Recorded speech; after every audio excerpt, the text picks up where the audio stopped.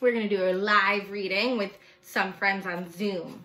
So the first chapter we're reading is 1 to 10. Can anyone see it? Mom always had this habit of asking me how something felt on a scale of 1 to 10. It started after I had my jaw surgery, when I couldn't talk because my mouth was wired shut. They had taken a piece of bone from my hip bone to insert into my chin to make it look more normal, so I was hurting in a lot of different places. Mom would point to one of my bandages, and I would hold up my fingers to show her how much it was hurting. 1 meant a little bit.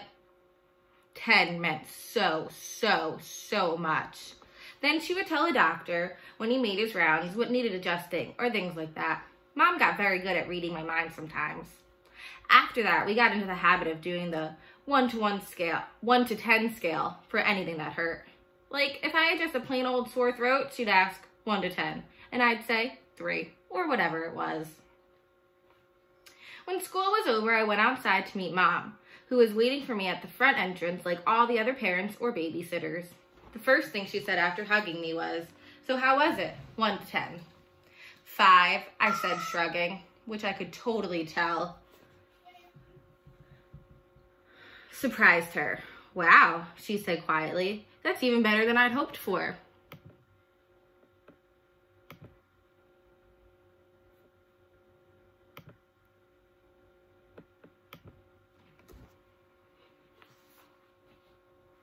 "Are we picking Via up?" Miranda's mother is picking her up today. "Do you want me to carry your backpack, sweetness?" We had started walking through the crowd of kids and parents, most of whom were noticing me secretly, pointing me out to each other. "I'm fine," I said. "It looks too heavy, Augie." She started to take it from me. "Mom," I said, pulling my backpack away from her. I walked in front of her through the crowd. "See you tomorrow, Augie." It was Summer. She was walking in the opposite direction. "Bye, Summer," I said, waving at her. As soon as we crossed the street and were away from the crowd, Mom said, "How was that, Augie?" "Who was that, Augie?" "Summer. Is she in your class?" "I have lots of classes."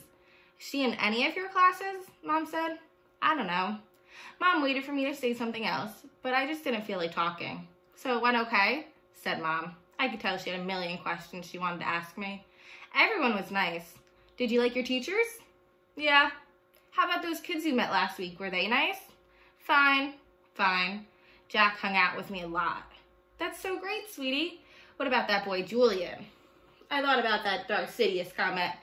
By now, it felt like that had happened 100 years ago.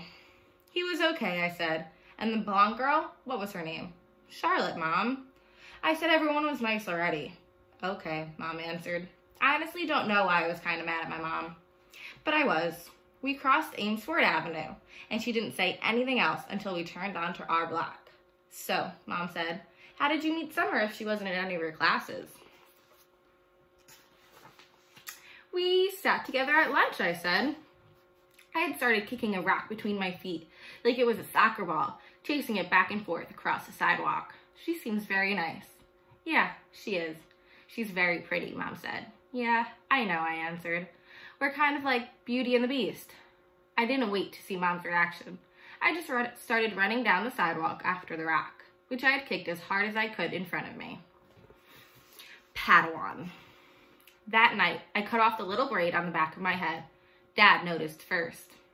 "Oh, good," he said. "I never liked that thing." Via couldn't believe I had cut it off. "That took you years to grow," she said, almost like she was angry. "Why did you cut it off?" "I don't know," I answered. "Did someone make fun of it?" "No." "Did you tell Christopher you were cutting it off?" "We're not friends anymore." "That's not true," she said. "I can't believe you would just cut it off like that," she added snottily, and then practically slammed my bedroom door shut as she left the room. I was snuggling with Daisy on my bed when Dad came to tuck me in later. He scooched Daisy over gently and lay down next to me on the blanket. "So, Augie Doggy," he said, "it was really an okay day?" He got that from an old cartoon about a dachshund named Augie. By the way, he had bought it for me on eBay when I was about 4, and we watched it a lot for a while, especially in the hospital. He would call me Augie Doggy, and I would call him Dear Old Dad, like the puppy called the dachshund Dad on the show. Yeah, It was totally okay, I said, nodding. You've been so quiet all night long. I guess I'm tired. It was a long day, huh? I nodded. But it was really okay? I nodded again. He didn't say anything. So after a few seconds, I said, it was better than okay, actually. That's great to hear, Augie, he said quietly, kissing my forehead. So it looks like it was a good call Mom made. You're going to school. Yeah, but I could stop going if I wanted to, right? Yeah, that was the deal, he answered. Though I guess it would depend on why you wanted to stop going too, you know. You'd have to let us know, you'd have to talk to us and tell us how you're feeling, and if anything bad was happening, okay?